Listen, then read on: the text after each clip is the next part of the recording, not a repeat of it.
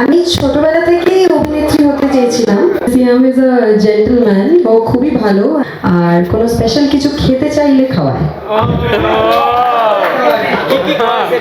আমি তো বেসিক্যালি অনেক ডিরেক্টরের সাথেই কাজ করেছি কলকাতায়।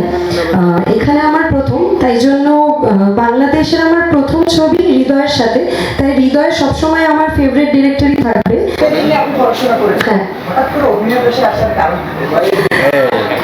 আমি ছোটবেলা থেকেই অভিনেত্রী হতে চেয়েছিলাম, কিন্তু পড়াশোনায় খুব ভালো ছিলাম, আর মা বাবা চেয়েছিল যে আমি গ্র্যাজুয়েশন কমপ্লিট করি, তারপর আমি আমার স্বপ্নের পথে এগোতে পারি। তাই আমি ইঞ্জিনিয়ারিংয়ে চান্স পেয়েছিলাম, তাই আমার ইঞ্জিনিয়ারিং পড়া। আমি ইঞ্জিনিয়ারিং ইলেকট্রনিক্স ইঞ্জিনিয়ার।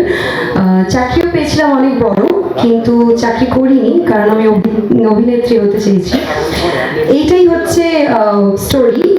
অনেক কিছু আছে এর মধ্যে, স্ট্রাগল তো অনেক স্ট্রাগল আছে, বাট পড়াশোনা আমার মনে হয় যে একটা লেভেল অব্দি করতেই হয়, বিকজ পড়াশোনাটা বেসিক জানা উচিত, তারপরে যার যেটা ইচ্ছা জীবনে করার সেটা করা যায়। প্রেম টেমের সুস্মিতা আর রাক্ষসের সুস্মিতার মধ্যে অনেক অনেক ডিফারেন্স আছে। অফকোর্স অনেক, মানে 4 বছর প্রেম টেম 2021-এ বেরিয়েছে, আমি অনেকটা ম্যাচিওরও হয়েছি এখন, আর ক্যারেক্টার ওয়াইজও অনেকটা ডিফারেন্ট। তাই এই জার্নিটা ভীষণ ভালো, এই জার্নিটা স্বপ্নের মতো আমার কাছে সত্যি। Every film is like a dream, আর অফকোর্স অনেক ডিফারেন্স আছে, আর সেটা ক্রমশ প্রকাশ।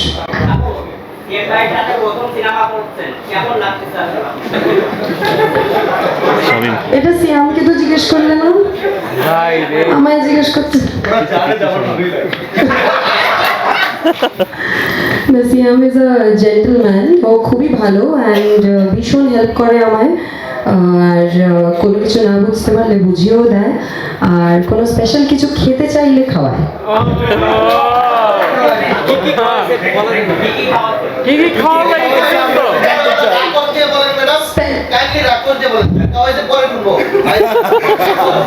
Next question please.